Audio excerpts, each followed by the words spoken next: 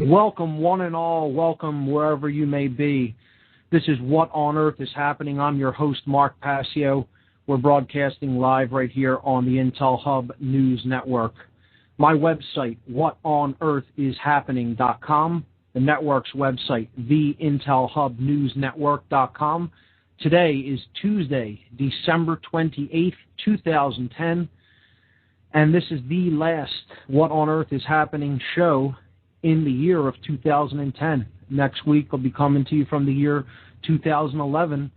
That is, if you believe in the concept of time. As we've talked about before on this show, there is really only the ever-present moment of now. That's all there really is. But that aside, we have a good show lined up here today. We're going to continue talking about religion as a method of mind control. I'll be doing this probably this week and next, and then we'll be moving on to a new topic. But I think that this topic is so critically important that I want to expand on the other two major world religions. We've discussed Christianity in depth, and I'd like to discuss Islam and Judaism, and then talk about them in a holistic framework, kind of a model that I have noticed, but I'm not the first, overarching model of correspondence that takes into account these three great religions and kind of relates them to the individual consciousness and the human brain. And this is going to be kind of a very abstract and somewhat out there concept, but if you follow along with me, and I think some of the images in the podcast that I'll put up, I usually put up images, related images with each podcast on my podcast page, so that after the show, people, if they want to go back and listen again to the shows, can get a visual representation of some of the ideas that I talk about on the show. I'll also sometimes post links to books, documents, and videos, so do avail yourself of that information on my website, What on Earth is Happening, by going to that website and then clicking the Podcasts tab, where you can listen to free archives of every one of these broadcasts, and like I said, get supporting material on those pages for each podcast. So let me give the call-in numbers, and then I'm going to read a couple of event announcements, and then we can get started. Feel free to call in at any time. I like taking calls. The callers to this show are always great, and there are no taboo topics here. I'm only going to give one call-in number here today because I don't know if anyone is screening the Blog Talk line. Bob usually does that, but Bob Tuskin is on vacation this week. So I'm just going to go with the TalkShoe call-in number for tonight. We'll go back to a dual call-in number next week. So for tonight, the call-in number for the show is 724-444-7444. Once again, the call-in number, 724-444-7444. The call ID number that you will be prompted for What on Earth is Happening is 83515. Once again, the call ID number for this show is 83515. No taboo topics. Call in and talk about whatever you like, and hopefully we'll get a few callers and we could take some calls here this evening. I have a couple of event announcements for events coming up in my area. Again, I read these to promote local activism because that's what it is ultimately all about, is once you know, doing something with that knowledge. Once you know what's really going on here, become active and take that information to other people in your community.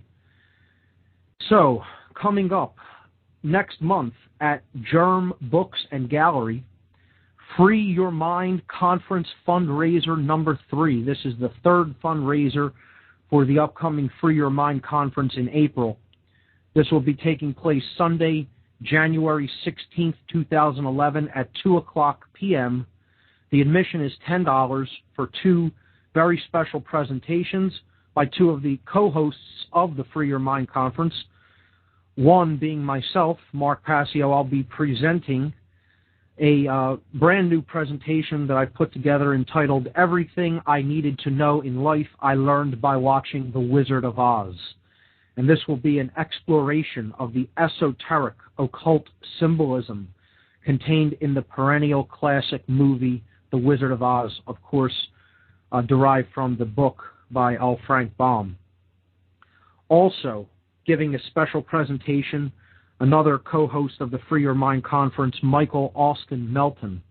Michael Melton is a field investigator from the Mutual UFO Network of Pennsylvania, and he will be giving a presentation entitled The History of Mind Control in America. The History of Mind Control in America. It should be very fascinating. This is coming up at Germ Books. Germ Books is at 2005 Frankfurt Avenue, 2005 Frankfurt Avenue in Philadelphia. For more information, check out germbooks.com or freeyourmindconference.com. Saturday, January 22nd, 2011, the activist group Truth, Freedom, Prosperity will be hosting a networking social. This social event will be taking place at Liberty's Pub. Liberty's is at the corner of 2nd and Fairmount in Philadelphia. And the social gathering, the networking social for Truth, Freedom, Prosperity will be held on the 2nd floor of Liberty's Pub. This will also kind of double as another Free Your Mind Conference fundraising appeal, because we're still kind of in dire straits for some cash to bring in some of the out-of-town speakers. It's not really looking too good. We only raised slightly less than $1,500 in addition to the hall money, so we raised close to $3,500 overall. We really needed to raise close to $9,000, so we fell well short of our goal for the fundraising for the event. So unfortunately, it may need to be scaled back if we don't get the funds that we need to bring in some of the speakers from out of town, because their flights and hotel rooms can be somewhat expensive. So, that having been said, Saturday, January 22nd, I believe they're going to start this at 7 o'clock p.m. and go throughout the evening. Truth, Freedom, Prosperity presents 2011 Networking Social at Liberty's on 2nd and Fairmount in Philadelphia. For more information on this great activist group, please visit their website at www.truthfreedomprosperity.org. That's truthfreedomprosperity.org. And finally, the Free Your Mind Conference itself, a conference on consciousness, mind control, and the occult. Saturday, April 9th and Sunday, April 10th, 2011 at Ruba Hall, R-U-B-A Hall. Ruba is at 414 Green Street, 414 Green Street in Philadelphia. The doors will be opening at 9 a.m. The program for each day will begin at 10 a.m. Admission is $20 per day per person in advance and $30 per day per person at the door. The Free Your Mind Conference is a unique two-day event in Philadelphia featuring multiple speakers and diverse educational materials for the purpose of raising public awareness of the critically important topics of mass mind control techniques, the covert and subversive influences upon our consciousness and behavior, trauma-based and ritualized abuse, and the practical mental and emotional healing methodologies available for those affected by these devices. The featured speakers, Aaron McCollum, Alfred Weber, Andrew Basiago, Bob Tuskin, Farah Yurdozu, Jan Irvin, John Nicholson, Larkin Rose, Laura Eisenhower, Mark Matika, Mark Passio, Mel Fabregas, Michael Kelly, and Suzanne Taylor. For more information on this unique event, please visit www.freeyourmindconference.com. All right. Just to let people know, it's once again a frigid day here in Philadelphia in the first week of winter here. So you may hear a little bit of background noise. That's because I have a heater running in this house. So I apologize if that creates any background noise interference. You'll have to bear with me on that. We had a huge snowstorm in Philadelphia, a big nor'easter, a couple of days back, and we got about, 12 to 14 inches of snow on the ground. So winter's in full swing early in the season this year. I don't mind that I'm a winter person myself. I like the cold. I enjoy the snow. Doesn't bother me a bit. Driving can be a pain sometimes, but hey, take things as they come. With that having been said, let's jump into what were we talking about last week? I ended the show. We were talking about the planets. We were talking about the planets as the ancient septenary of gods, the 7 gods of the ancient world. And these are the planets that can be seen with the naked eye. The naked eye can't see anything beyond Saturn, aside from other stars and some galaxies. But with the naked eye, you really can only see, in our solar system, out to Saturn. The planets beyond Saturn aren't visible without the aid of some kind of optics device. So the 7 objects from the Earth that could be seen with the naked eye in the ancient world are the Sun and the Moon, of course. And then the planets that can be seen are Mercury, Venus, Mars, Jupiter, and Saturn. So these are the 7 ancient, quote, gods of the ancient world that are the gods of astrotheology. And specifically, the 2 gods of astrotheology are the Sun and the Moon, and then, of course, there are the other planets and the stars. And in that pantheon of gods, or in that sect or cult, however you want to look at it, of astrotheology, Saturn is the ruling deity, because Saturn is the farthest planet, therefore it's that can be seen with the eye, and therefore its orbit is the greatest. Its orbit encapsulates the orbit of all the other planets inward toward the sun. Therefore, Saturn was seen as the ruler of the planets. So, in the planetary bodies, Saturn is the highest aspect of that hierarchy of, quote, gods. And then, of course, there are the stars, which are the small lights of the heavens in addition to the planets. And so that forms the 3rd major cult of astrotheology, being the stars and planets, or the stellar cult, as it was known. So you have the solar cult, the lunar cult, and the stellar cult. So the cult of the sun, the cult of the moon, and the cult of the stars and planets. And we left off talking about how, yes, we can look at the astrotheological aspects of the basis for religion, but really we need to go to deeper and more, I guess you could say, synchromistic aspects, or the aspects of this that really teach us about ourselves and our own psyche. So what I was doing at the end of the show last week, before we go into talking about, this is just kind of a bridge into talking about some of the other religions, the other 2 major religions in addition to Christianity being Islam and Judaism. I want to just go over this model of the chakra systems of the body, a Vedic spiritualist tradition. The chakras, these wheels of energy that are found within the body near glandular activity, and that are really kind of gauges for health or disease, and they are internal energy upwellings that exist within ourselves. And more than that, they are relate to and correspond to. This is going to be a big topic of the show today, is correspondence.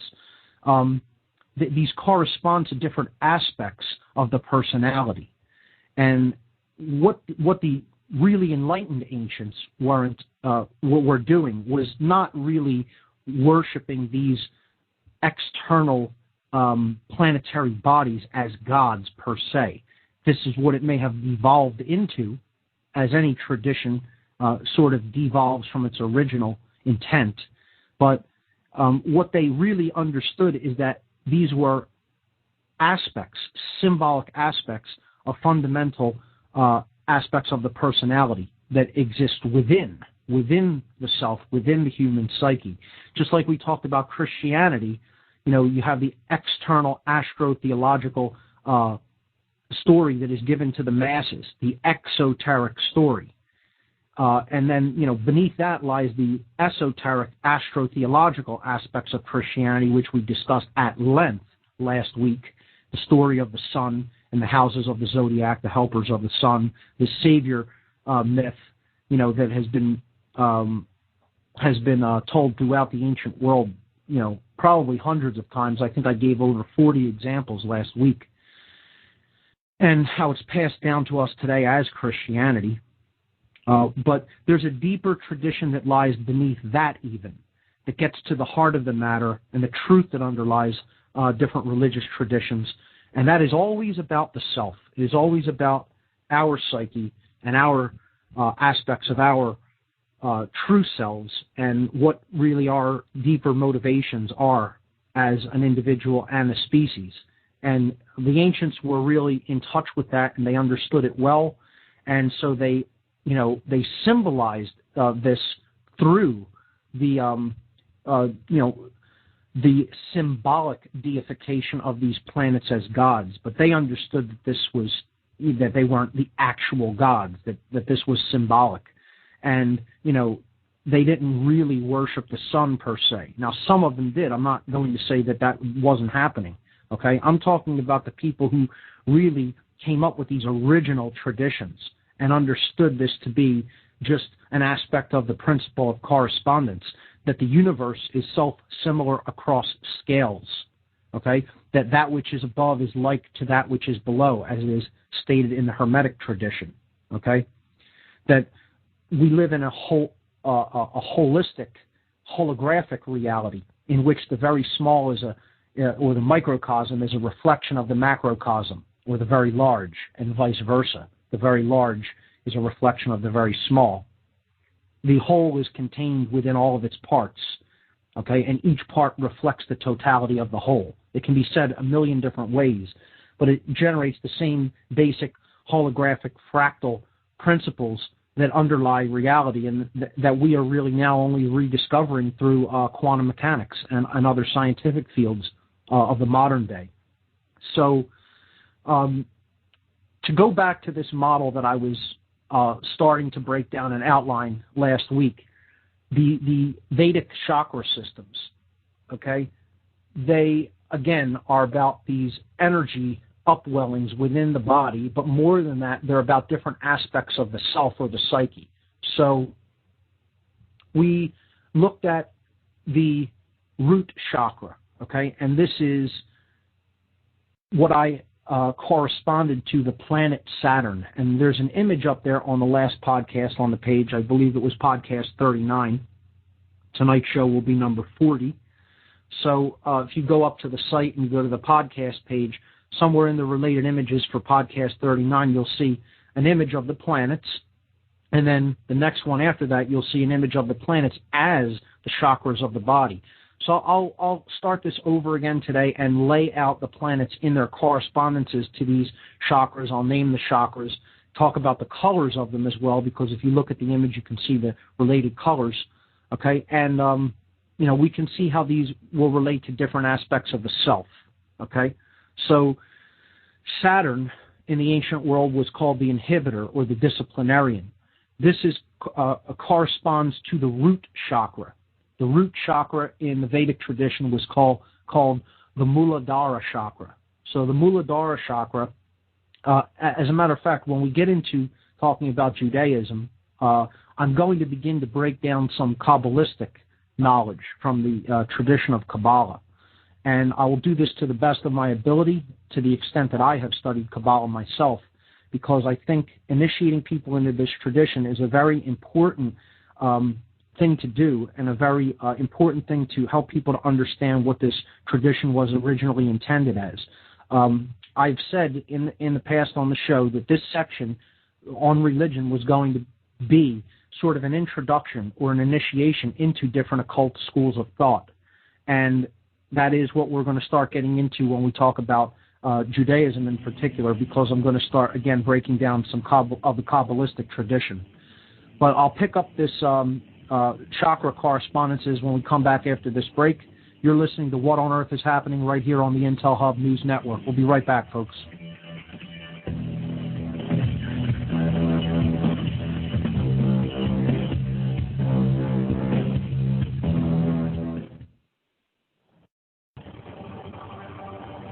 In a world where collectivists and oligarchs have seized control of the population. Total tyranny is amongst us. The burden of humanity rests on our shoulders. The only way out is to expose the global crime syndicate known as the New World Order. Together, we are all one. Together, we are intel soldiers. The battle for free humanity ensues. Join us in the fight. The intel of.com. A very wealthy U.S. citizen is predicting that in 2011, we will witness the most important day in America in more than 50 years. He says it will change everything about our lives. The way you shop, travel, invest, educate your children, and even how you take care of your health and family.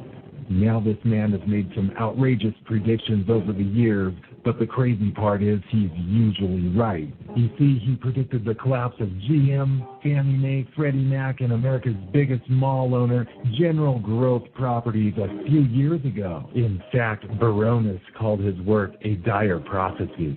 Now, this has nothing to do with the stock market, but it could have a huge impact on almost every aspect of your life. And recently, he created a video which you can watch online for free, detailing his biggest and most important prediction yet. And it's a real eye-opener. I can't stress this enough. You should at least watch this free video online today. He explains everything you need to know, including simple steps you can take to protect yourself. You can find the video at www.endofamerica8.com. Although this video may be offensive to some audiences, it's worth checking out. Again, that's www.endofamerica8.com. Watch this free video at www.endofamerica8.com. You are listening to the Intel Hub News Network, crushing the New World Order piece by piece. Secure your future. Get your non-hybrid seed pack now. With the looming economic crisis, food shortages, and other toxic disasters, now is the time to be ready. Just click on the Heirloom Organics banner at the top of our Blog Talk Radio page today. Secure your future and the future of your family in hard times. Heirloom Organic Seeds.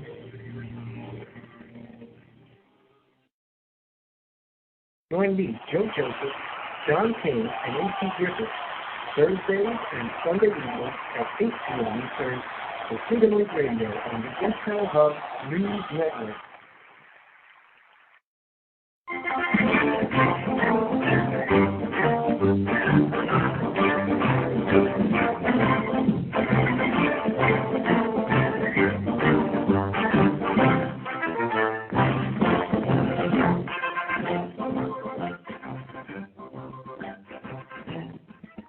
Okay, we're back on What on Earth is Happening. I'm your host, Mark Passio. What we were getting into before the break was the chakra system and how this kind of corresponds to the planetary system.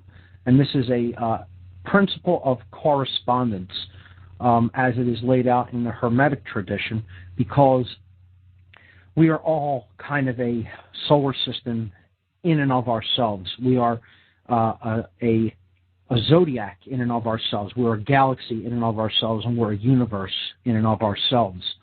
And really, this is what I'm trying to get across here, is that studying these traditions, there is a positive aspect of all of them, because if we understand that the knowledge that is really worth having is knowledge of self and how we work and how our psyches actually operate, and that knowledge is what will actually free us from the tyranny that we're experiencing, because it is all done through psychological manipulations, which I call mind control, because that's what it is.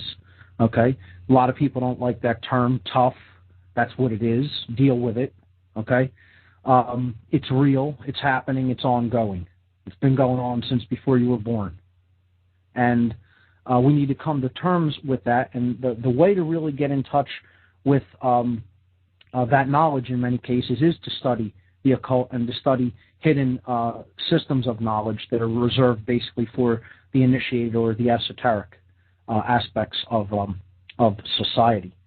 So we're looking at the chakra system, and like I said, we're going to look when we talk about Judaism and the Judaic tradition, the underlying Judaic tradition. We're going to look at Kabbalah, and this will kind of relate to this as well, because the Kabbalistic symbolism relates to the chakra system as well. So the planet Saturn is what we were talking about. That's kind of what bridged me into that brief aside there. Was known as the inhibitor or the disciplinarian of the solar system. It is the inhibitory aspect, the one that comes in when we're out of balance and makes its influence known. Okay, it has to correct. It's a correction device. Okay, so this is why law is often associated with a Saturnian cult. Judges wearing black robes. We'll get into that when we talk about the religion of Judaism.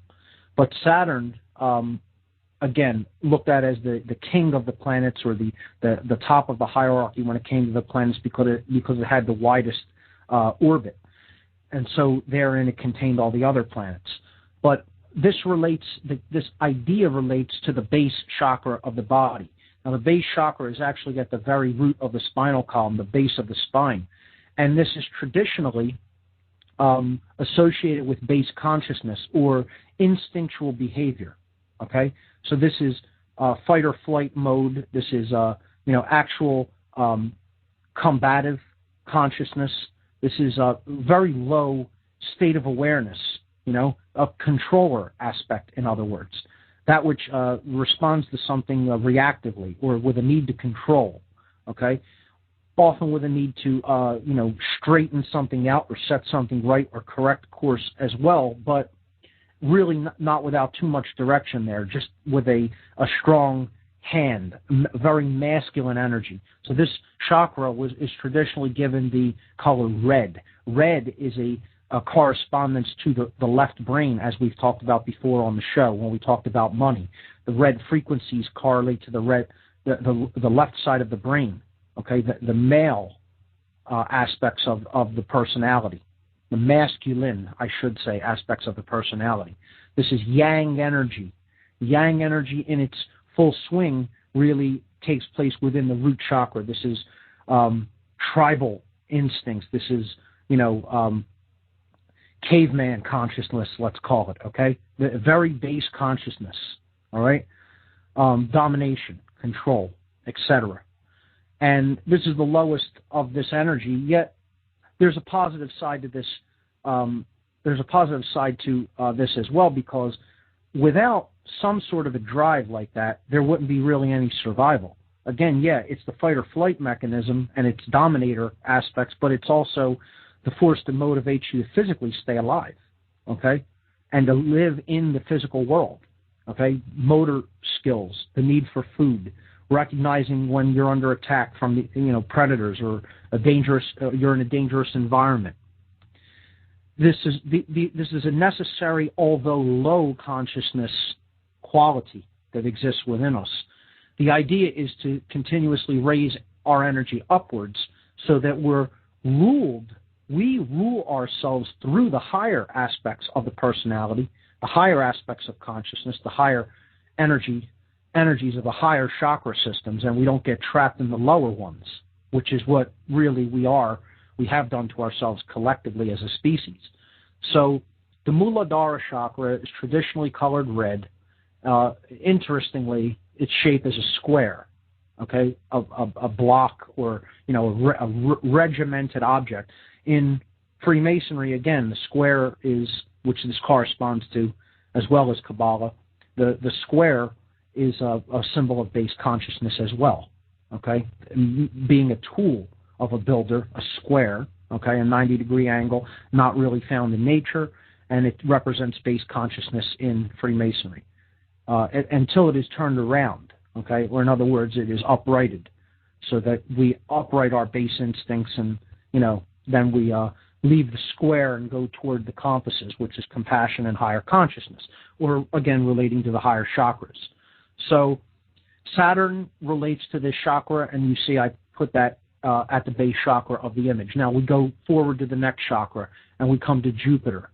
Jupiter is the planet that it corresponds with a desire, with sexual energy, and it is the correspondence to the sacrum chakra, or some people call this the genital chakra. It is the genital area of the body. It's actually very slightly higher than the genitals, but it's associated with that general area of the body, and this is called the Swadhisthana chakra, the Swadhisthana chakra, and the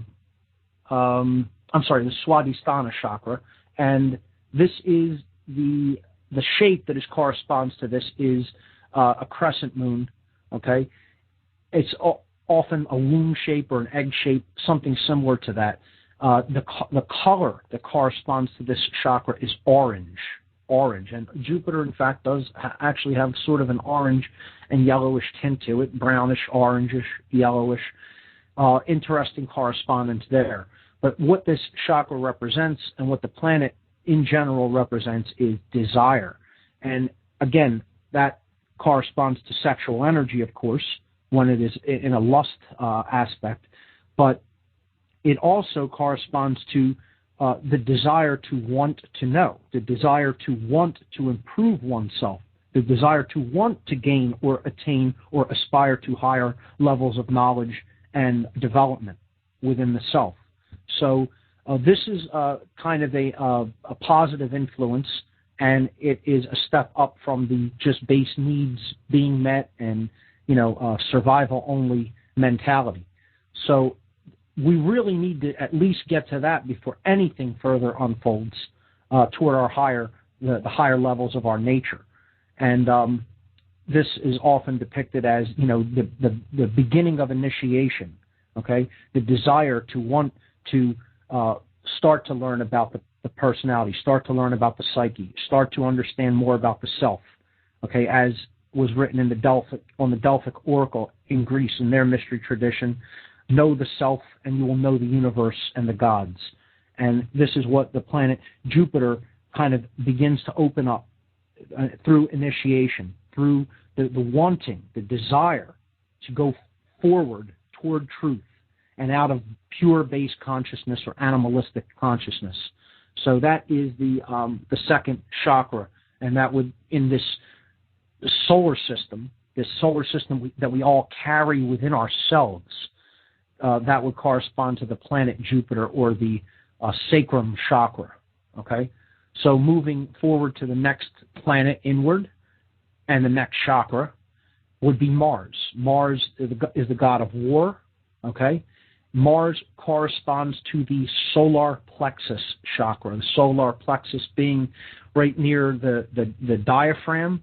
Okay, the stomach area, the guts, in other words, because this chakra represents willpower is what this chakra represents. It represents courage.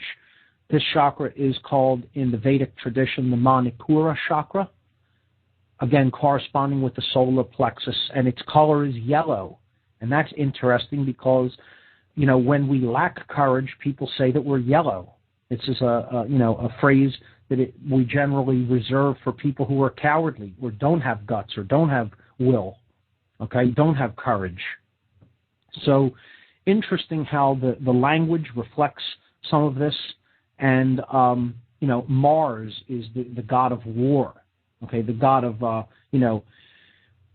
pure male will power and actually conquering, a god of, conquering others, warfare, pure willpower exerted, okay, getting things done, right? The actual ability to actualize something, not just talk about it, think about it, but actually do it, okay? So that's willpower. And this is one of the most important aspects. See, this chakra is the highest of the lowest three chakras. But if it is used properly, if it is unified with the higher chakras, including the heart chakra, it is one of the most important, because this is what actually gets us to activate ourselves and take action in the physical world. This chakra has to be ruled by the higher chakras for us to take proper action in the world.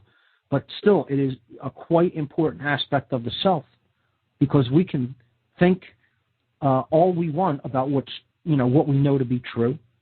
We can know in our hearts that it's true. We can believe it. We can, feel positive emotion about it. But unless we actually use our will center, our willpower, to actually get things done in the physical domain in which we live and operate, nothing actually changes. Nothing actually gets done. This is partly why the situation continues the way that it is. So few people have activated will centers within themselves. So this is a very important aspect of this whole chakra system in the Vedic tradition of the Indus Valley, India in general. And Mars corresponds, the planet Mars, the masculine planet of Mars, corresponds with this solar plexus chakra, or the Manipura chakra. So the next chakra going forward in this system is the Anahata chakra. This is the heart chakra. And everyone knows where the heart is at in the body. This is the color associated with this is green. You can see we're stepping through the visible color spectrum of light. We started with red, then moved upward to orange. The higher the frequency, the higher the chakra. The higher the frequency of light, the higher the frequency of the chakra, and the higher it is in the body along the middle of the body, the spinal column. Okay? So these energy wheels correspond with the frequencies of light, and they correspond with the planets. Again, this show is highly about correspondences, okay, as we'll even see more of a little bit later. So we go to the Anahata chakra. This is the Earth-Moon system, okay? So a lot of scientists don't even talk about this as a single planetary system. They talk about it almost as a dual planet, the Earth-Moon, okay, because our moon exhibits, we talked about this a little bit in the last couple of weeks, exhibits qualities that no other moon in our solar system does. It is bigger in proportionary size to the planet than any other moon. And, we touched upon the controversial subject a little bit that the moon may not even be a natural satellite. And, there's a lot of speculation going on about that. And I posted a book called Gods of Air and Darkness on my podcast section last week that touches upon this topic a little bit, but it's a very good book that talks about lost ancient civilizations and human origins, the origins of our current civilization, and it proposes a lot of intriguing questions. I highly recommend it. It was written back in the 70s by Richard Mooney. The Earth-Moon system, okay, taken together. The moon, of course, is seen from the Earth, so the Earth is not contained in this system of gods of the ancient world, because we're on it. We're viewing things from that perspective, so it's not included in the objects we see in the sky, but the moon is. So ultimately what I'm getting at here is that the heart chakra is all about what's really going on here on the Earth. This is a place that souls really incarnate to learn about compassion, natural law, understanding of the self, care, true care. That's what this whole experience is about, in case you haven't figured that out. You have to care enough to make a change. You have to care enough to change yourself. Okay, it's all about care. It's all about developing true care toward the higher aspects of consciousness, and the care to really motivate people to evolve to higher states of awareness and consciousness so that the species evolves in consciousness. So we'll pick up from that point when we come back at another commercial break. I'm Mark Passio. You're listening to What on Earth is Happening right here on the Intel Hub News Network. A very wealthy U.S. citizen is predicting that in 2011 we will witness the most important day in America in more than 50 years. He says it will change everything about our lives. The way you shop, travel, invest, educate your children, and even how you take care of your health and family. Now this man has made some outrageous predictions over the years, but the crazy part is he's usually right. You see, he predicted the collapse of GM, Fannie Mae, Freddie Mac, and America's biggest mall owner, General Growth Properties, a few years ago. In fact, Baronis called his work a dire prophecy. Now, this has nothing to do with the stock market, but it could have a huge impact on almost every aspect of your life. And recently, he created a video which you can watch online for free, detailing his biggest and most important prediction yet. And it's a real eye-opener. I can't stress this enough. You should at least watch this free video online today. He explains everything you need to know, including simple steps you can take to protect yourself. You can find the video at www.endofamerica8.com. Although this video may be offensive to some audiences, it's worth checking out. Again, that's www.endofamerica8.com. Watch this free video at www.endofamerica8.com. Are you still paying your credit cards and so-called bank loans thinking that you owe the money? Do you feel like it's your moral obligation but can't see an end in sight? Well, what if I told you that in truth, you don't owe a single penny, and that the banks know this and hope you don't find out? Here's where we come in. Free2Prosper.com specializes in a profound debt repudiation method which challenges the validity of your so-called debts, morally frees you from the burdens, and protects your property. Our system is often superior to settlement, bankruptcy, or consolidation, which often leave you in a worse situation. If you feel the moral obligation to take care of yourself and your family, then I urge you to consider taking action right now. The economy will not wait. If you want to know more so you can prosper through the economic collapse, all while staying honorable and true to yourself, then call 877-417-8393. That's 877-417-8393. Or visit free2prosper.com right now. Make sure to listen to the Los Angeles show every Saturday at 8 p.m. Eastern Standard Time on the Hub News Network.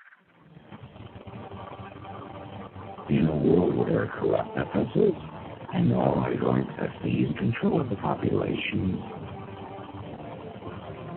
total tyranny is amongst us.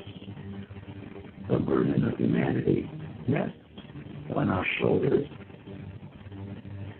The only way out is to expose the global crime syndicate known as the New World Order. Together, we are one. Together, we are. And now, soldiers, the battle for free humanity ensues. Join us in the fight.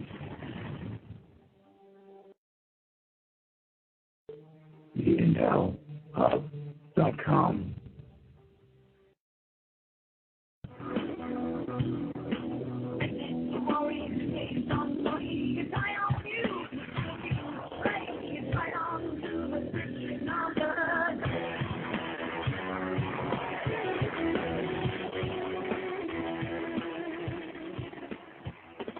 Okay, we're back, and I was talking about the heart chakra and its correspondence to the planet Earth and how we're really here to learn the dynamics of true care. That's what it's ultimately all about, understanding that we're one, understanding that as one suffers, all suffer. And interestingly, the color of the heart chakra in the Vedic system, or the Anahata chakra, is green. We talked about green as being the balance frequency. It is the middle, the dead center of the visible spectrum of light. It represents mediation or balance. It represents love energy, which is totally tied to the concept of care. It represents the balance between the left and right brain hemispheres. It represents the color of nature, green energy. This is a green planet, green and blue, but in general, the all of the natural forces that grow here on the earth, on the land, are green. Green is the color that we need to take in as far as food goes to really have health in the body. The dark green leafy vegetables alkalize the body, keep us healthy, provide basically, the nutrients that we need. And this is completely tied together with the forces of nature, the sacred feminine energy, the energy of balance and love. And again, it's tied together with the concept of balance between the brain hemispheres and, of course, the visible spectrum, light energy. Okay? So green is that balance or fulcrum point between the two opposite extremes that we need to, come to really understand what is needed here, what we need to do, how we need to change, the level of care that we need to develop in order to really make this great change come about, which is basically coming out of a purely left brain male dominator system of control, hierarchy, compartmentalization, and the erosion of rights and freedom to a balanced, holistic society that reintegrates the sacred feminine, the goddess, so to speak, and respects natural law and freedom, and embodies it and lives it and puts it into practice. And the heart chakra is really what we need to connect to do that. That's as simply as I can put it. And again, this corresponds to the earth. The earth is the heart chakra of the solar system, period. So just sit and meditate on that and think about that for a moment. For some people may not think that there's anything to this correspondence, but there is. And, if you just open your mind and your eyes, you will see it. And it isn't just, I'm putting images together to make this work out like this. Okay? Really sit, think about it, think about what was said, look at some of the images and, meditate upon it, or contemplate upon it, I should say. So the next chakra, now we're getting into the highest chakras, the higher chakras, the ones above the heart chakra, again, acting as a fulcrum or a balance point between the lower chakras and the higher chakras. We're getting into the three higher chakras, which are the throat chakra, the third eye chakra, and the crown chakra. So the throat or the Shuddha chakra corresponds to the planet Venus. Venus is the next closest planet inward toward the sun. This is the speech center, of course, the throat, where our vocal cords are at. And this starts to open us up into higher levels of knowledge and awareness, and most of all, creativity, because this relates with the color blue, which corresponds to the right hemisphere of the brain.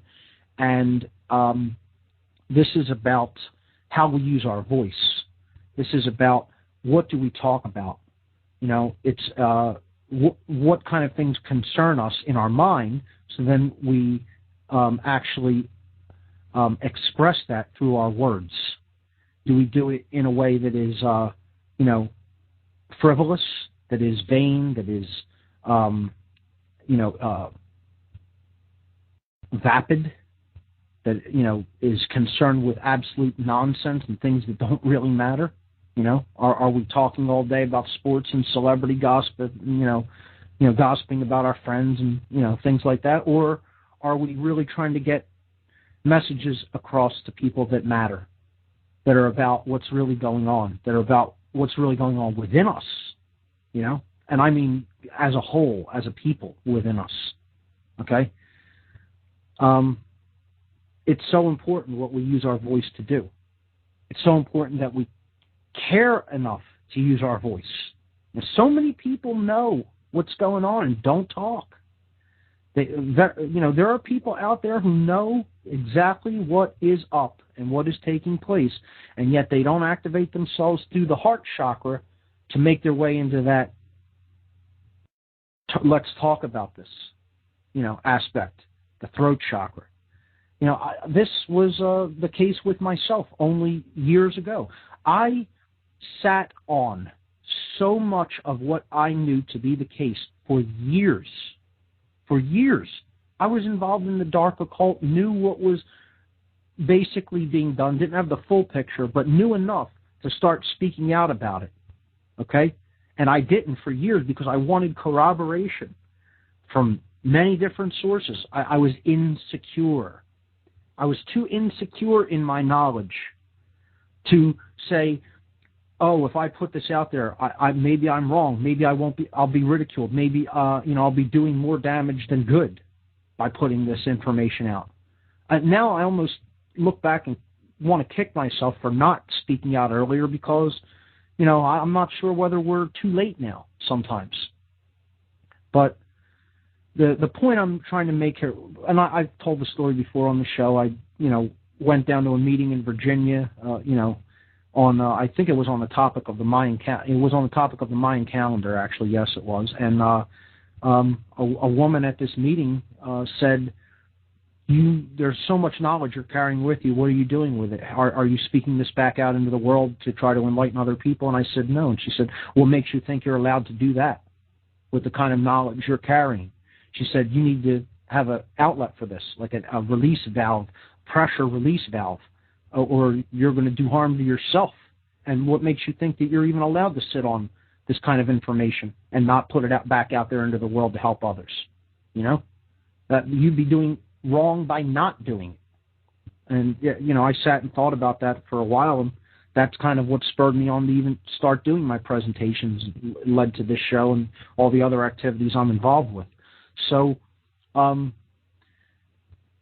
starting to speak out is one of the most important aspects on the road to truth. And, it's encouraging that many people are activating in that way. But more people need to, a lot more. So that's the throat chakra, or the Vishuddha chakra, the planet Venus. And again, that's the goddess. The right brain corresponds with it's right next to the Earth-Moon system as well. It's almost a twin of the Earth, size planet. Venus is, okay? And, it's connected right next to the green energy of the heart chakra. You go upward to the blue energy, and that's, you cared enough, and now you're actually speaking, okay? We have to unite. See, the three things that need to be united, actually all of these need to be united, but the key factors are the heart chakra and the chakras that surround it immediately, which is the throat and solar plexus. So you have the emotions, and then how your knowledge is expressed through the voice. Okay, we're going to get to knowledge in a minute, and then uniting that with the will center, which is the solar plexus chakra. Okay, so Venus and Mars have to be brought together by the heart chakra, which is the earth. Okay, the male and female. It's very interesting how it works out this way in, the solar system. The whole idea, men are from Mars, women are from Venus. Mars, the god of war. The masculine yang energy, and then Venus, the goddess, the sacred feminine energy. Not a coincidence that it works out like that. The ancients were telling us something, So let's move on to the next chakra. The two highest ones are the third eye and crown. The third eye chakra is called the Ajna chakra, and its color is purple. Some people will call this indigo and distinguish it from purple, and then say that the crown chakra is a purple or violet and white. Okay, let's just call it purple for now, and we can see that this chakra relates to the third eye, what is the balance of the brain hemispheres and the activation of the pineal gland. Okay, that's the gland that we're talking about here when we talk about the third eye chakra. But moreover, this represents the awakening of knowledge. And what it really represents is not just mundane knowledge, not just knowledge about the external world, but true knowledge of self and how the self operates in the physical world and the dynamics that are going on in the physical world. The truth about this reality is what this chakra is ultimately all about. And of course, that corresponds with the planet Mercury, okay, the messenger of the gods in the Roman tradition. In the Greek tradition, he was Hermes. In the Hermetic tradition, he is Hermes Trismegistus. In the Egyptian tradition, he is Thoth, the scribe of the gods. And we can go on and on with names for him, but essentially Mercury is the closest planet to the sun, hence he is the messenger of the god of this solar system, okay? And, they say when they ascribe something to being mercurial, it represents having high, minded topics. It's something that is very cerebral. It has to do with the brain, the mind, and this is about our thoughts. This chakra, what we spend our time thinking about, what we spend our mental energy in pursuit of. Are we pursuing the truth, or are we concerned about memorizing statistics about what happened in football season? You know what I mean? Okay. So many people have brilliant minds and use them for garbage, nonsense, trivia. Can't tell you how many people spend time memorizing trivia, trivial facts. Why would they call it trivia? People can know so much about so many little tiny things, but the point is, they're not really spending their time on anything that is really bettering themselves or humanity. They're not thinking about the bigger picture. They're spending their time focused on the trees instead of pulling back and seeing the forest. I was talking with my friend earlier, and we were talking about doctors and scientists and how some of them have brilliant minds and know practically nothing that's worth knowing. Because, I likened it to a desk, somebody's work desk with a million things laid out on it, right? And I said to my friend earlier today, these people's minds are like, what they're doing is they're in a drawer in that desk, and then they're in a tiny little container in that drawer, and then they're focused on looking at a little tiny notch that was made in a paper clip inside one of these containers, inside one of the drawers, and they study that little notch and know every little aspect of it. Oh, we can measure the angle of the notch in the end of this paper clip with exactitude, and we can, understand how the notch got there and what the material it's made out of. You can go on and on into infinitum of the trivia and the specialization about what you can know about that little tiny aspect of that corner of the world, but they don't even know that they're in a drawer, on a desk, in a room, in a house, on a block, in a city, in a country. You see where I'm going with this? They don't pull back and get the bigger picture. Their whole world is that little tiny area of specialization. And this is what I would say is a person that, of course, does not have access to the energy of this chakra, because this chakra is about holistic knowledge. It isn't about left brain, logical knowledge only. It isn't about specialization. It's about holistic intelligence, the coming together of the left or logical and the right or creative or intuitive brain hemispheres and merging them as one in this chemical wedding. Okay? The chemical wedding of the merger between the aspects of the left brain and the right brain, which we've talked about many times here on this show in the past. Okay? So that is the planet Mercury. It represents the magician qualities, the magical qualities of the individual, really coming online in knowledge in a holistic sense. Okay? And finally, we come to the crown chakra. And of course, this is the sun. This is the light, the savior energy. It's called the Sahasrara chakra in the Vedic tradition. And this is connection to oneness, is how I could best describe it. This is cosmic consciousness. Some people call it Christ consciousness. Of course, we saw how the concept of the Christ is associated with the sun. And again, the ancients that really understood this knowledge from an esoteric perspective were not worshiping the sun in understanding how these correspondences work any more than I am worshiping the sun. Okay? This is a symbol. It's symbolic. God's sun. We didn't put the sun there. God did. Okay? It doesn't belong to anyone. It belongs to the Creator, in other words. So it's the Son of God. Okay? And this is, it represents really coming on to the true light of one's true nature. It's understanding that we are one, not just with everybody else around us, but with everything. That this is all an experience. It's a construct. That we are having an experience. We are not the body. We are not even the mind. We are experiencing the body and the mind. We are a spiritual being having a physical experience, not the other way around. And once we connect with that, we can't really be controlled. That's what the dominators and the occultists, the dark occultists, I should say, of this world, don't want us understanding and connecting with. Because once we do, game over for them. Game over.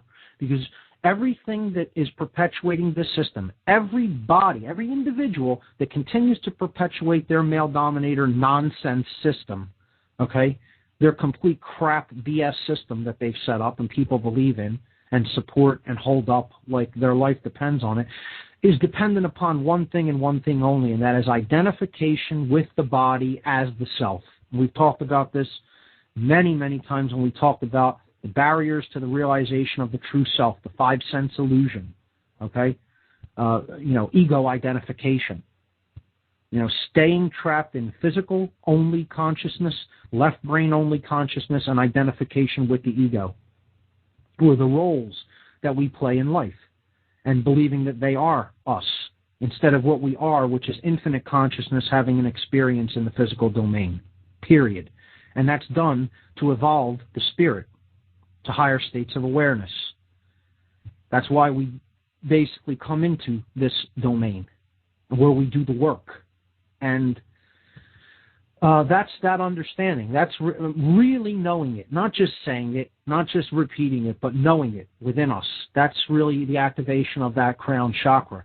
And once that's activated, that person cannot be controlled in the physical sense. They're not going to go along with a dominator's agenda, no matter what it means, because they don't care what happens to their body. They're not going to want to control anybody because they know that that's ridiculous. It's nonsensical. You're only harming yourself and violating your own rights in violation of someone else's. And you're not going to go along with control. You're not going to go along with the nonsense of control or being controlled. And, that's what it's all ultimately about. And the ancients who put these systems together really ultimately understood this. This knowledge has been really kind of watered down. It's been perverted. It's been, outrightly, obfuscated and obscured. And it's come down through different traditions in muddied ways, very muddy ways. And that's why people, don't understand it. They don't know what that it's all ultimately about. True activation of care, true activation of intelligence, true activation of will, not playing the game of, control at all on either side of it, being a controller or accepting control and being a slave. And, too many people in the world really think that all of these occult systems are somehow negative or bad or evil. And this is a childish mentality. There is no such thing as all people who study the tradition of Kabbalah being bad or evil, any more than it's sensible to say all Christians are bad and evil. No, they're people who are interpreting things in different ways. There are really good, positive Christians in the world who, look at their tradition and know the difference between right and wrong and live that way. And there are Kabbalists who do the same, and there are Freemasons who do the same. Okay, and there are Rosicrucians who do the same, et cetera, et cetera. It's when we're talking about the dark aspects of the occult, these traditions have all had falls in the past. They have all fallen, and they've fallen into wrong hands. They want to use their knowledge for control. They want to use their knowledge to manipulate, because these are all whole systems of knowledge that are about the self. They're about aspects of us. And if we know them and other people don't, if we were so inclined, we could use this to manipulate other people. And they have done this. That's what has been done with these traditions, sadly. And that's why we're in the mess that we're in, because people don't know these things, and they're still occulted, meaning hidden. And I've said before on the show, the answer is going to come. What we really need to move toward is making the occult no longer the occult, because it is not hidden anymore. It is known. And I absolutely disagree with the people who say that that's not necessary, that we can do that. We can create a peaceful world. We can create a world that's sustainable. We can create a world that's based in freedom, and we can still have a whole bunch of ignorant people in it. It'll never, ever, ever, ever work that way. People say, not everybody needs to get this, to get what's going on. Yeah, everybody needs to get it. No shortcuts. No, 5-10% of people understand it, and they're going to be the leaders, and then you have the same situation repeating itself in another cycle. And the same thing will have to be done over and over again, because it'll descend, it'll turn into a system of control, and we'll be right back where we started, or where we ended up, I should say. And it's a naive position that people, even within the freedom movement, who think, only a few percentage of people need to understand the truth to take over the reins, right? Bull is what I answer back with that. Okay? We need to educate people thoroughly. We need to put this knowledge out into the world until it becomes part of the collective consciousness. Okay? It does need to be known by almost everyone. And, the people who think that that's not the case are kind of the same people that think some mystical savior is going to descend from the clouds and rescue us. Me and another friend joke all the time, the Tooth Fairy is going to be here any day to wave her magic wand and rescue the planet. Just like all the aliens from whatever distant star system they're coming from this week are going to swoop down and pick up the garbage that we've created in our environment, our mass psychosis, in our diseased psyche. They're going to swoop down, clean up all of our garbage for us, and then cradle us in their bosom for all eternity and rescue us from ourselves. Good luck with that. Don't sit around waiting for that and expect that to happen, because you'll be waiting a long, long, long time. Okay? It's up to us to do this work for ourselves. And for no other reason than it's the right thing to do. And for no other reason than it's the truth. But again, abdication is one of the strongest weapons that is continually dangled in front of us like a carrot by the elite. They always want us to abdicate our responsibility to really, really understand, really know. Pass the buck on. That's all. Just pass the buck. It's not your responsibility. You don't need to know this in any kind of fullness. You especially don't need to teach it to anybody else. Just, think that you have it figured out enough, and then move along and, let the chips fall where they may. And all the time, they're running right to the bank as a result of that abdication, They have, it's like I said, and other teachers have said, like Michael Tsarion, his analogy for it, the elite don't look at 7 billion people. They look at one consciousness whose neck is to be put into one collar. That's it. And that's how they work. They work with systems dynamics. That's how they work. Whole systems. They don't think of people as individuals. They think of a whole culture, a society. Like a little petri dish, called a culture. Okay? With all the millions or billions of cells in that dish, and they do an operation to that whole dish, and it affects the entire thing.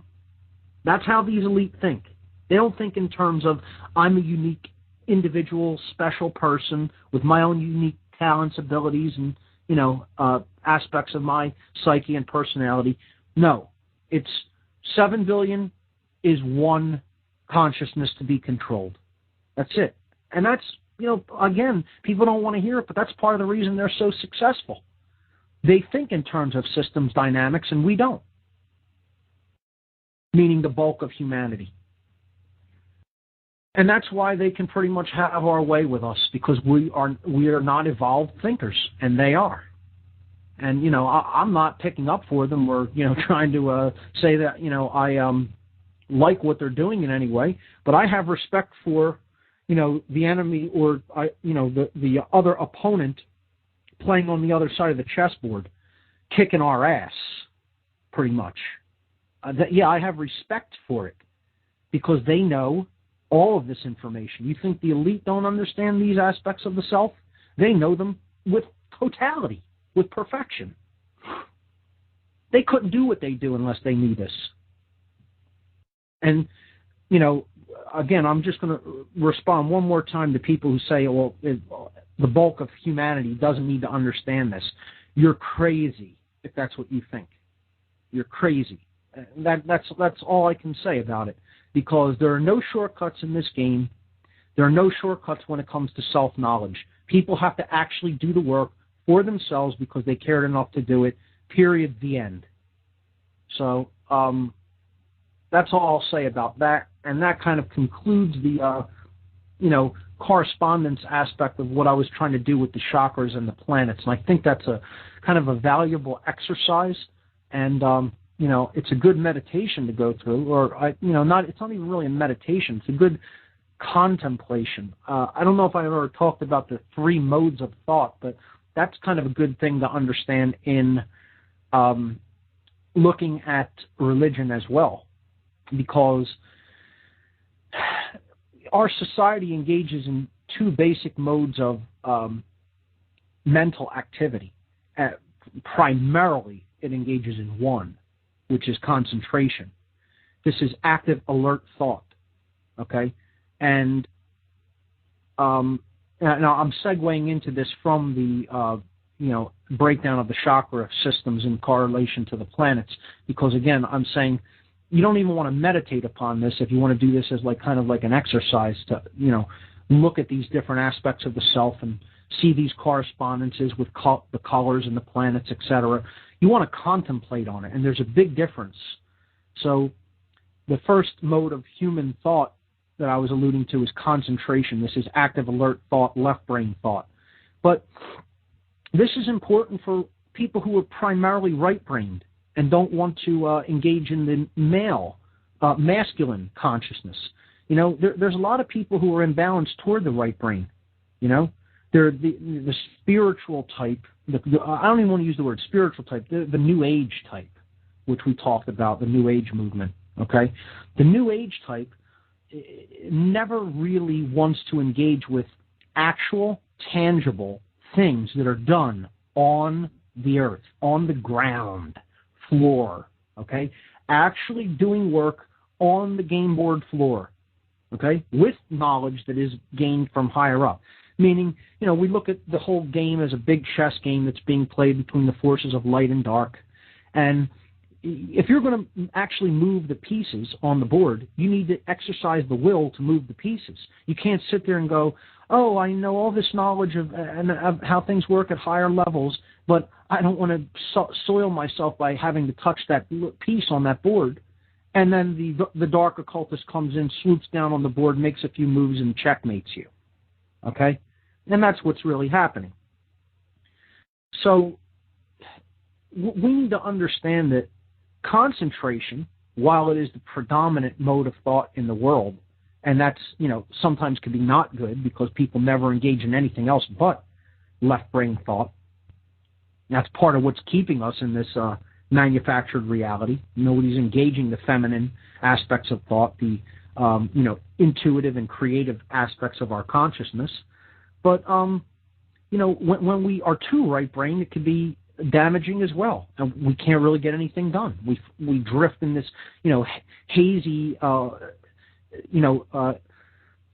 quasi-spiritual state, which isn't really a high level of spiritual attainment. It's a trap, if you ask me. And people want to meditate all the time. I've given the example of Dick Sutphin, the teacher who tells a story about a friend of his back in the 70s who, meditated so much he couldn't concentrate on any work and couldn't get anything done, thought he was having a problem in his brain. He went to a doctor. His doctor did a brain scan, and the brain scan showed that his neocortex had actually been destabilized in a similar way that drugs can destabilize the neocortex of the brain. And he said, I know you're not high, but you're scanning like you're high right now. Now, he did blood work on him, I guess, and didn't find any drugs in the system. He said, I meditate on hours a day, hours and hours a day. He said, well, that's what it is. He's always in a right brain state, never engaging the physical reality that he lives in, that his body, is carried in. We need to not totally be engaged in the physical world to a point where we identify with it, but we don't need to neglect it either. This is what led to religion completely conquering and taking over the world, pretty much, is this a right brain state of consciousness. Now we're going to the opposite imbalance. A left brain state and government is taking over the world. Because religion is the binding upon the left brain that keeps people trapped in the right brain all the time, you know, and then controllers who understand that, how that works, can keep people enslaved practically spiritually, okay, through what they believe. It's a form of mind control. And, you know, government is the opposite. It's binding upon the right, feminine, creative, intuitive part of the brain to have a total control system come in and take over. They're both forms of mind control. They just work on different parts of the brain. So, concentration, important, can help balance when you're in too much of a right brain modality. Pot smokers, you know, that are excessive with it. You know, I'm not saying, we talked about, you know, cannabis as being an entheogenic compound. It could help people get out of excessively left brain modalities. But there's a balance that needs to be struck, is what I'm getting at. Not making the pendulum swing from one side to the too far to the other side. Listen, I'm going to take a break right there and give the call-in number again, because I'm way past the top of the hour again. If anybody wants to call in, the call-in number, 724-444-7444. Once again, the call-in number, 724-444-7444. The call ID number that you will be prompted for when you call in is 83515. The call ID number for what on earth is happening, 83515. So back to the modalities of human thought. Concentration, left brain modality. Meditation, right brain modality. And we've talked about both of these. The middle or mediating modality of thought is contemplation. And look, right in all of these words, I think I've mentioned this before on the show, but I'll say it again. Concentration, right? We break down the words. This is green language. This is alchemical language, okay?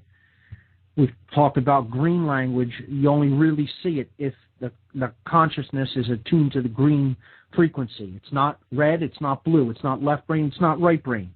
It's in the middle. Concentration, con means come together or with. In Latin, it's a prefix. And concentration, right? And then the last part of these words, so you have come together or together, center in the middle, center, right? And ation ends these words. Concentration, meditation, contemplation, ation, okay? ation, at ion, okay? This is green language. It's word pun language, okay? At ion. The I is on. You are at the state of consciousness that makes the I on. Okay? On is another word for light. Okay? On means the sun or the light. Okay? On, ion. The I on. Not off, not in a state of off or being blind, but on, alert, awake. And an ion is a positively charged particle. It could be a negatively charged particle too, but it means that the energy is present. You know, there is energy there, electricity, awakening, ion. Okay? So concentration can help us to come together at the center to bring the eye on if we're in too much of a right brain state. That's why it's a left brain modality of consciousness that can help us balance consciousness if we use it properly. Meditation, medi, okay? Medi means in the middle, the center. At ion, same thing. It can help us to come to the center, to center ourselves if we're too in a left brain state. That's why people favor the method of meditation, because we're a largely left brain, physical, task-oriented society identified with the physical world. So meditation, if we're in a left brain modality, predominantly, can help us to come to the middle again, or balance consciousness. But the best way to do it, The best way to do it is to use contemplation. We'll talk about that right after these words. You're listening to What on Earth is Happening right here on the Intel Hub News Network. We'll be right back.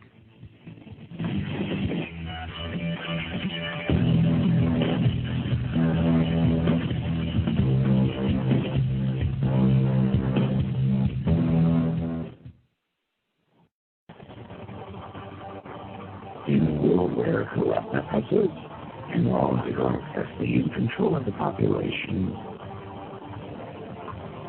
total tyranny is amongst us. The burden of humanity rests on our shoulders. The only way out is to expose the global crime syndicate known as the New World Order. Together, we are all one. Together, we are Intel soldiers. The battle for free humanity ensues. Join us in the fight. TheIntelHub.com. A very wealthy U.S. citizen is predicting that in 2011, we will witness the most important day in America in more than 50 years.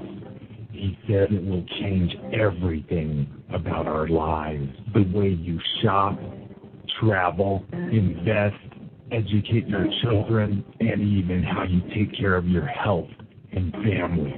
Now this man has made some outrageous predictions over the years, but the crazy part is he's usually right. You see, he predicted the collapse of GM, Fannie Mae, Freddie Mac, and America's biggest mall owner, General Growth Properties, a few years ago. In fact, Baronis called his work a dire prophecy.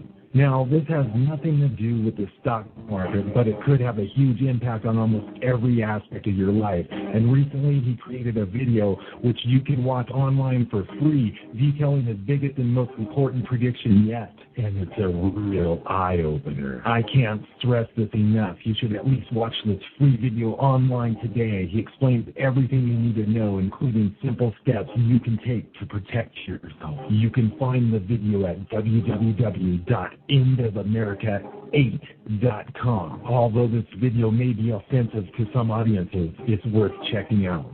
Again, that's www.endofamerica8.com. Watch this free video at www.endofamerica8.com. You are listening to the Intel Hub News Network, crushing the New World Order piece by piece. Secure your future. Get your non-hybrid seed pack now. With the looming economic crisis, food shortages, and other toxic disasters, now is the time to be ready. Just click on the Heirloom Organics banner at the top of our Blog Talk Radio page today. Secure your future and the future of your family in hard times. Heirloom Organic Seeds.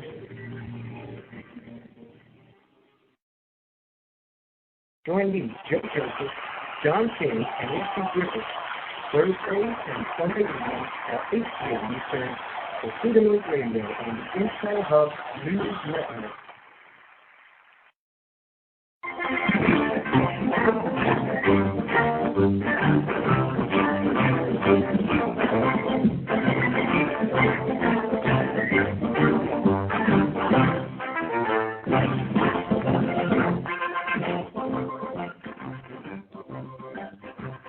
Okay, we're back on What on Earth is Happening. I want to wrap up the concept I was talking about before the break. We have a couple more segments to go on the show. I want to try to get through a few pieces of material here.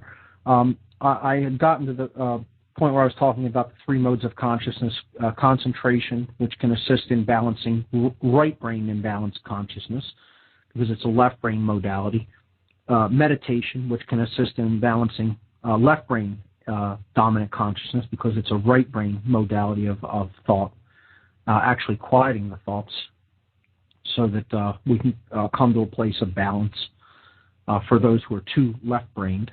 And the one that I described is really the best modality of thought, but it is a lost one, or it is practically not engaged in, and there's a reason for that, and that is contemplation. And we see that is also a green language word, because con means together, and then we have the word temple in the middle of the word. And indeed, the brain hemispheres are in the temple of the head, okay, between the temples. And this is a reference to the temple of Solomon, again, being the sun and the moon, or the left brain and the right brain. So contemplation is con temple at ion. Okay, and I know that's a strange, sounding way of saying that word, but if you think about it in green language terms, if you even understand what I mean by green language, word pun language or wordplay language, what is being said by contemplation is together at the bringing the temples together, the left and right brain at ion, the place at the center, which is the third eye chakra, or the human pineal gland.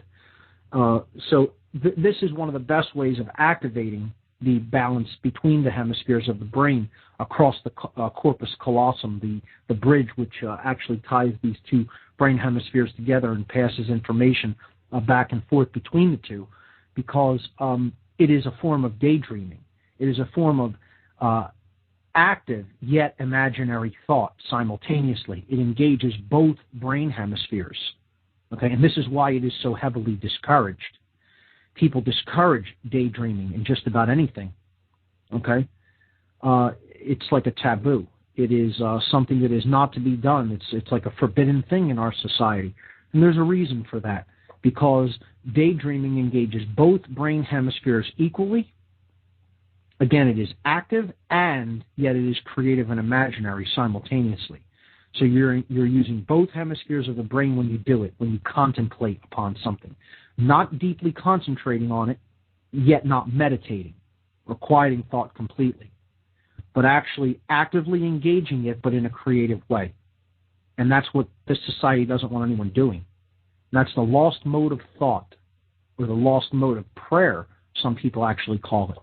A simple daydreaming for the manifestation of one's own intentions and the solving of problems that we may encounter. Try it sometime. And I'll guarantee you, if you can get into that mode of consciousness, because it's not even easy to get into, okay? Most people fall into either not being active enough, in which they slip into a form of meditation, or being too active, in which they start concentrating or trying to force the issue. Contemplation is a very subtle balance between these two modes. And when we hit it right dead center, pun intended there, okay, it's amazing the kind of things that you can come up with in that state of consciousness. And that's why it's so frowned upon by the dominator culture.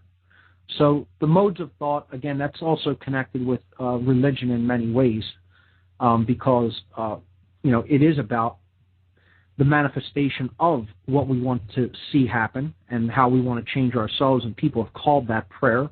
But prayer is kind of a fallen form of that, that is descended into simple begging, just placating ourselves to a desire of some God, or begging that God for manifesting our desires for us. In which case we don't really learn anything if the answer is just given to us. We didn't have to do any work to achieve it, or learn about any aspect of ourselves. We just magically get something. I've never believed in that mode of prayer.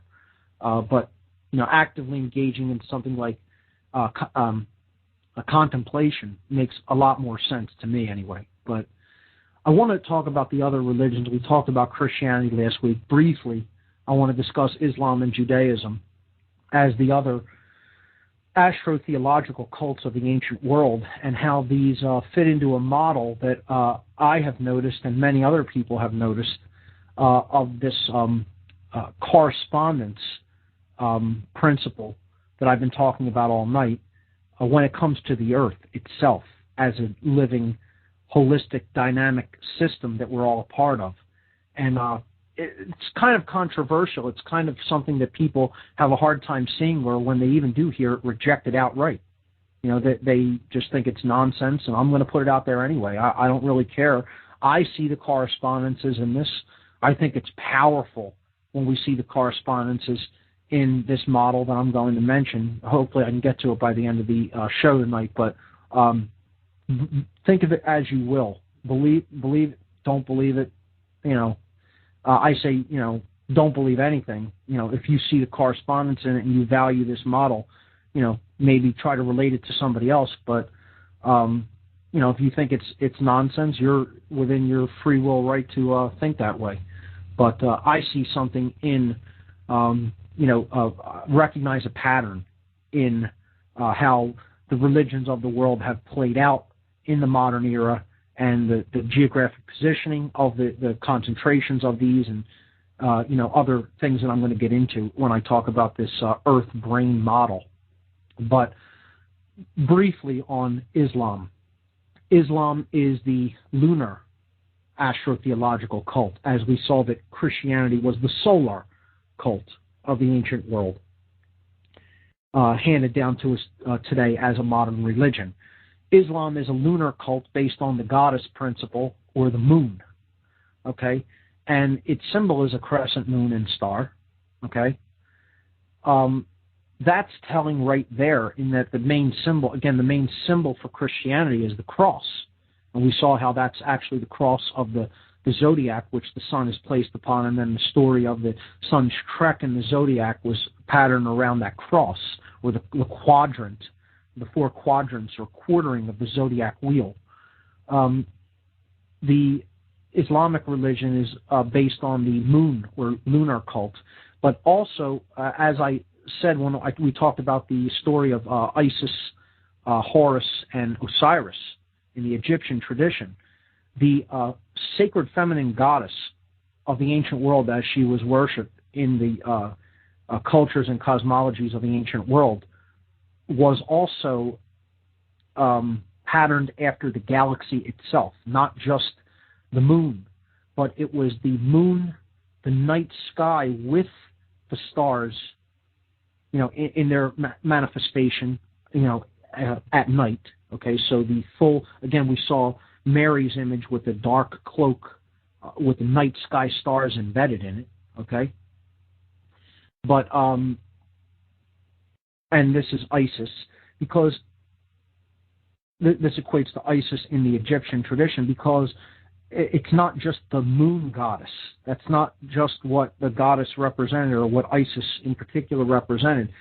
It was the moon, it was the night itself, it was the blackness of the night sky with all the stars embedded in it, and it was the galaxy itself. All of these things is what the goddess represented. And some of her other names were Nut, okay? And that, of course, you can see her depicted as, you know, bridging over the two horizons with, you know, she's acting as an arch, and all the stars are in her body. And also, that's the galaxy. The Milky Way galaxy is a gigantic band. If you can get into a place that's dark enough in the modern world without enough light pollution, you'll see the band of the Milky Way in the sky. Okay, it's the plane of the galaxy. And you can see that, and you know, the Maya called it the cosmic river. The ancients looked at it, you know, in the Egyptian tradition and the Babylonian tradition, as a great goddess that was arched over the world. Okay, just a symbol, of course, but nonetheless, the point I'm trying to make is that this goddess is who the Islamic religion is patterned after and is given to. See, each major world religion is given to one of the three ancient astrotheological cults. We, of course, have talked about the sun already, and now we're getting into the lunar cult, the cult of the moon, or the goddess. Okay, and this is Isis. And we see that the name Islam comes from Isis. It begins with the same letters as her name, I-S. Okay, and it means submission. The word Islam is submission. That's what it means. It means submission to God. And this is a right brain characteristic. Okay? submitting oneself, becoming submissive. Again, that's yin energy.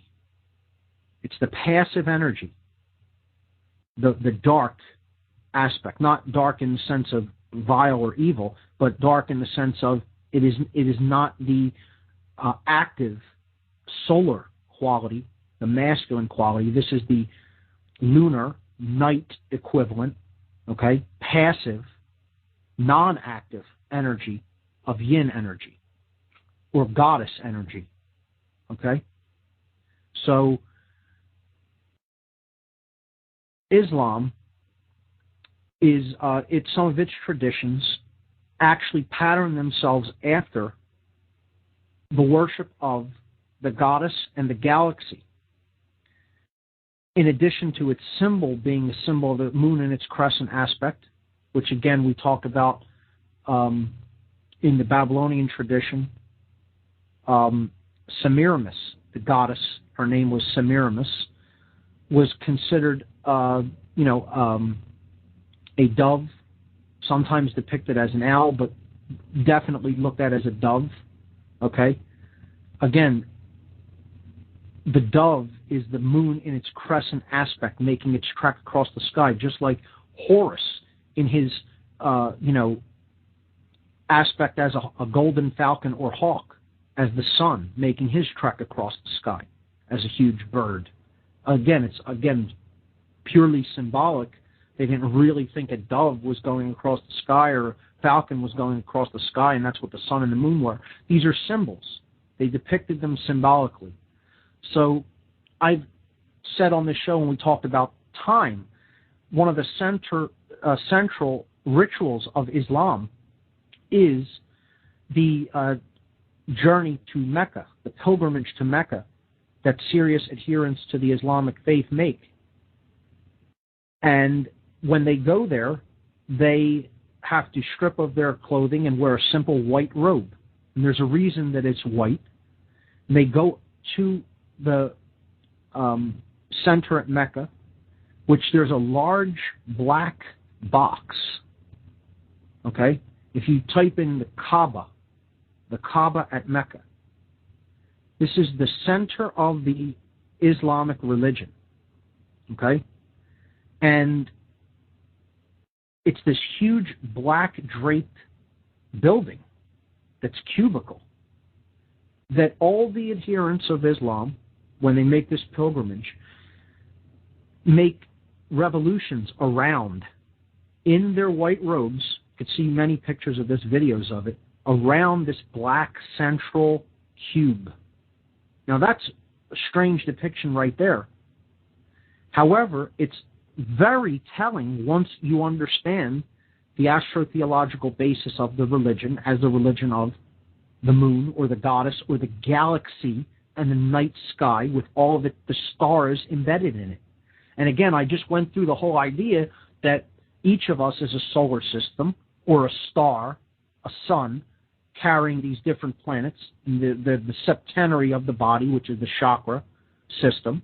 Just went through that, okay? This is what the occultist, who really was a dark occultist, he had aspirations to being a white occultist, but I don't feel he could ever make that transition. He couldn't set down the ego aside enough to really do that, Aleister Crowley, meant when he said every man and woman is a star. Well, he meant that he understood this correspondence system. He understood that we're all a solar system.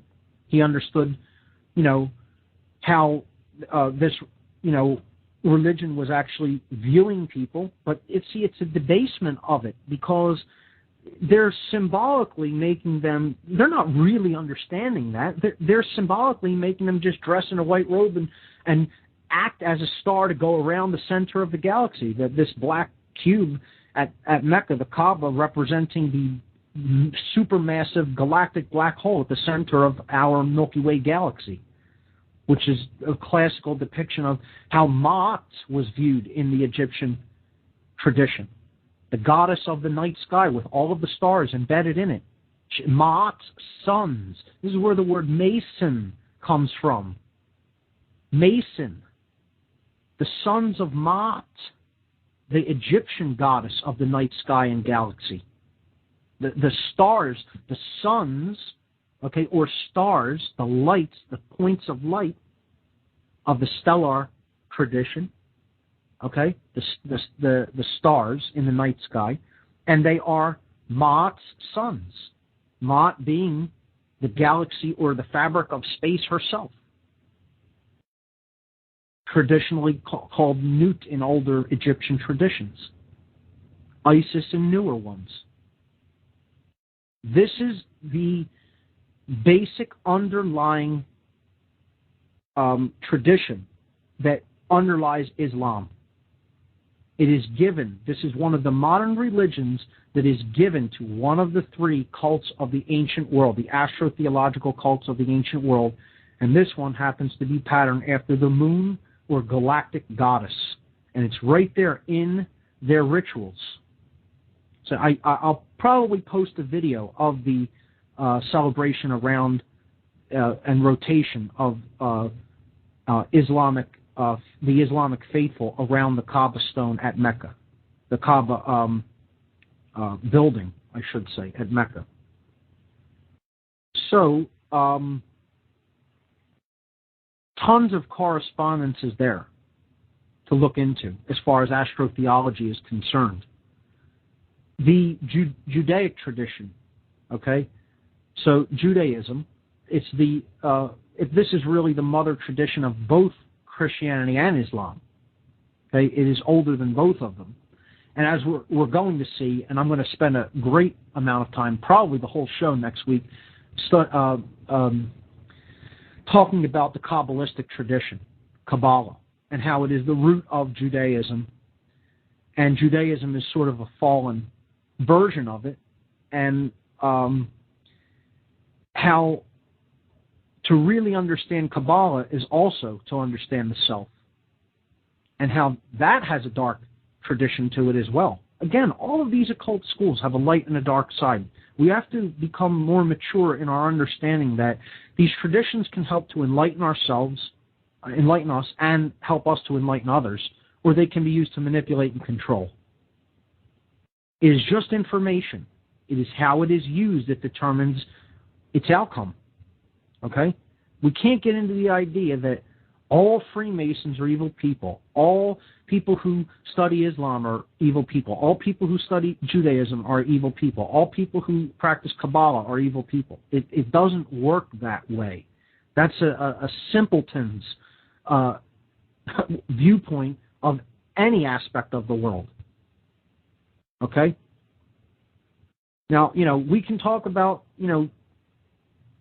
blanket statements when it comes to not understanding natural law and, trying to add one polarity and get another. Yeah, these are absolutes. You're not going to do that. If you're violating somebody else's natural law, you're wrong. Natural law rights, you're wrong. Okay? All the time. Not some of the time, all of the time. The people who are doing something like that are always ignorant. Not half of the time, not 75%, 100%. There are times that blanket statements apply. When it comes to the study of different mystical traditions, I don't think we can employ blanket statements. We have to understand the context in which the knowledge is being studied and used. And I think there are very many people now that are starting to come on to that understanding and not look at it like, oh, I shouldn't be looking into this or that or that. You need to take it all in as much as possible and then use it for good, because you know what natural law is, and you know what sovereignty is, and you know what right and wrong are, period. And these things will help you to gain a greater appreciation of the self and the aspects of the personality. So all I want to really say about the Jewish tradition, the tradition of Judaism at this point, is it is the stellar cult. It is the religion that is given to the small lights of the heavens. Again, now we've already seen Christianity is given to the sun, or the solar cult. Islam is given to the moon, the lunar cult of astrotheology. And Judaism is given to the stellar cult, the cult of the stars and planets. And this is the reason that the God of Judaism, which in their biblical texts in the Torah is called Elohim, one of the names for God. Elohim is a plural word in Hebrew. As a matter of fact, it's plural feminine. They're talking about, now, Judaism as a religion specifically espouses a singular masculine God. However,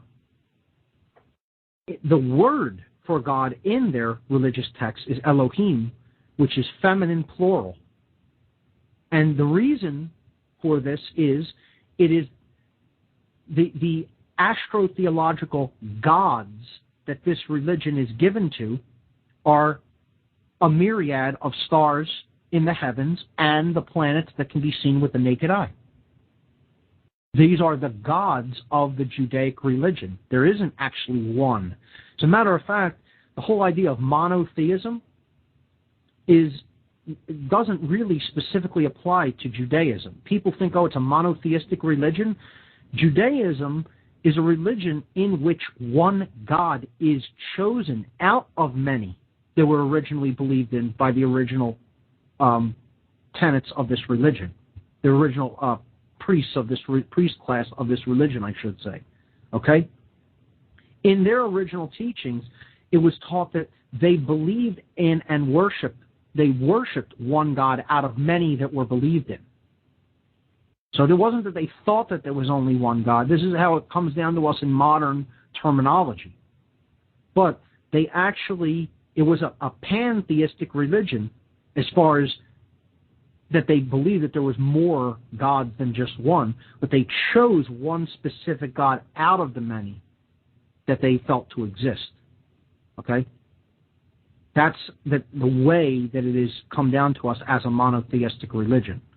Now, the name Elohim, again, is about the stellar aspect of this ancient astrotheological cult, the stellar cult, and the stellar cult people of the Semitic region of the world.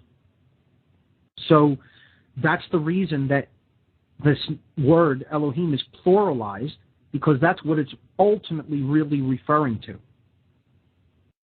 in the astrotheological interpretation, at least, because we can get into other dynamics and other interpretations of why that word is pluralized.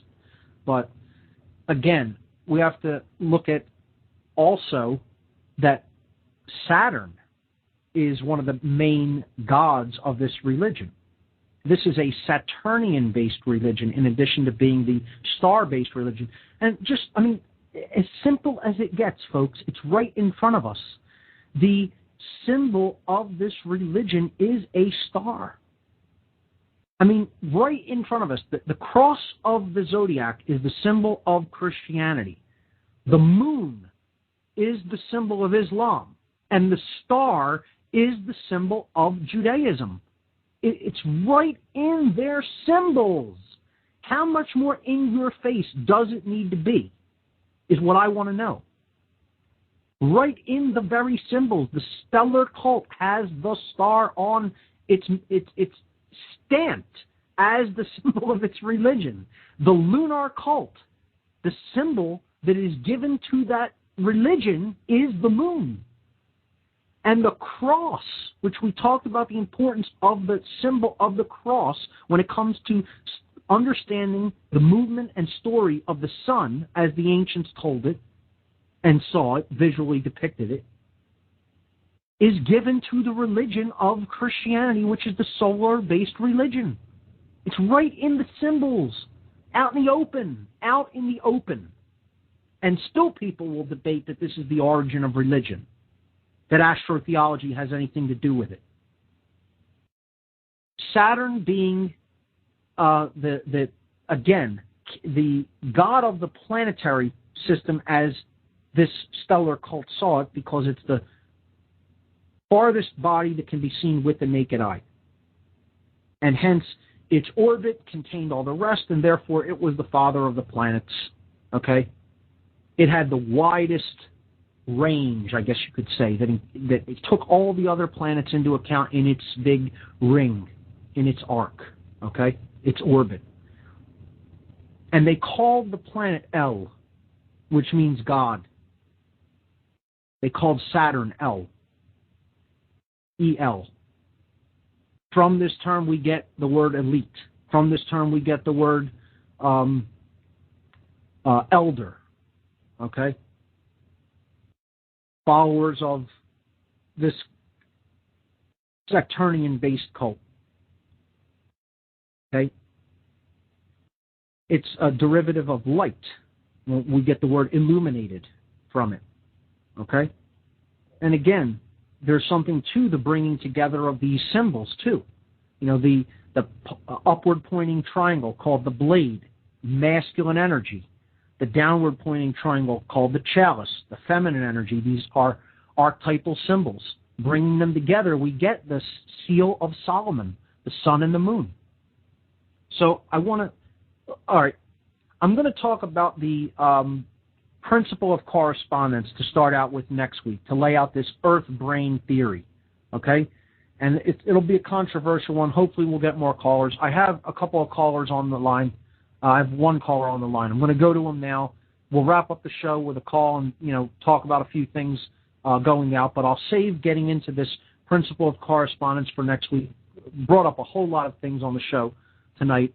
I'll post some images. I'll post a podcast. I'll post a video of the rites that take place at Mecca, and we'll get into the principle of correspondence as it relates with the brain and the earth and the religions next week, and then I'll probably spend the remainder of the show talking about the Kabbalistic tradition, segueing into that, because again, I'm going to begin outright initiation into different occult schools of thought on this show as we move forward, particularly as we get closer to the section where we're going to talk about symbology.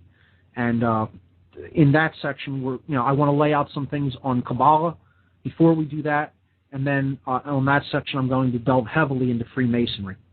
So look forward to an occult initiation in the coming weeks, ladies and gentlemen, on this show. Caller. It's a non-member in the chat forum on TalkShoe. You're live on What on Earth is Happening. What do you have for us this evening? Father Passio, we are ready for this initiation. We are waiting patiently. It is your nemesis, your old friend, Bob from Cincinnati. My friend Bob, how are you? I'm good. How about you tonight, Mark? I'm doing well. You are pounding it out here, and the connections. Yes, these parallel. The chakras are the planets, are representations of the planets, are representations of the spheres of the Kabbalah. This is amazing. I mean, I didn't even know what a Kabbalistic tree was 2 years ago, and now you're telling me that there are these connections between these major important things in our lives. This is unbelievable how this knowledge has been hidden away, even from a person like me, and I guess I can only speak from my own realization of this, is that I'm a guy who kind of dug for this kind of stuff for decades, and yet only within the last few years, it seems to all of this is pouring out. You are a change agent, and we appreciate what you're speaking about. And before I step back, I would like to say I'm just going to step back. I'm not going to run away like I normally do, Mark. But the Kaaba, this giant black cube in Mecca that the masses swirl around, that the Muslims swirl around in holy ecstasy. This is the same black cube that is worn, as you already know, Mark, on the forehead of his supposed nemesis, the holy man, the rabbi, the Jew. When he is in earnest prayer, he wears a tiny, small black cube strapped to his forehead, and thus, just in the base of it, as you already know, they're sharing a commonality, and that is amazing and exciting to examine. Absolutely, absolutely. And these traditions all really converge. And this is the reason that some researchers, I can't remember the exact individual who coined this phrase, but when I first heard it, I almost fell off my chair laughing, called them the desert sky god religions.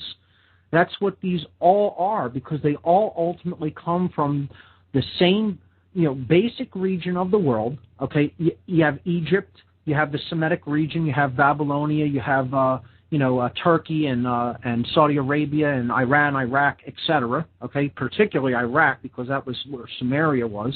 Okay, and all of these, you have Phoenicia, Cana, which is what we call Israel now. There, okay, and all of these basic religions derive from the same region of the earth, which is the Middle East, essentially, what we call the region called the Middle East now. Okay, and I'm going to talk about that next week when I talk about the principle of correspondence. I'm going to spend next week on probably half the show on the principle of correspondence, and then the other half on Kabbalah, and these concepts relate to each other, because we have to understand that as our consciousness is moving, evolving, or in some cases devolving collectively, we're going to see things play out in the external reality that we live in that correspond to those movements in consciousness. It's inevitable because consciousness is everything. It's tied together with everything that we are, everything that we are surrounded by, everything that we experience.